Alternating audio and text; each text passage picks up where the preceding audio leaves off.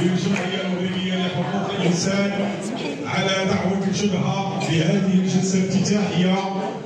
أيضا أبلغكم تحيات مكونات الجبهة المغربية لدعم فلسطين ومناهضة التطبيع، تحياتها لمؤتمركم وتضامن مكونات الجبهة مع محنة الجمعية المغربية لحقوق الإنسان في حقها في الحصول وحصول فروعها على وصولات الإيداع.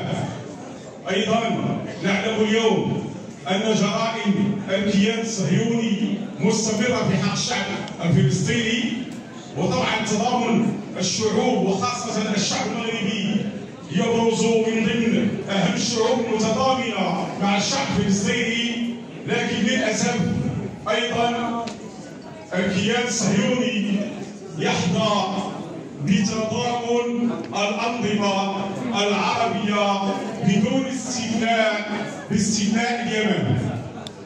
تضامن الأنظمة العربية مع الكيان الصهيوني وتضامن النظام المغربي مع الكيان الصهيوني يتجسد في استقباله في بلادنا للواء جولاني في إطار ما يسمى بمناورة الأسد الإفريقي. هذا يتطلب منا جميعا مزيد من النضال من أجل مناهضة التطوير.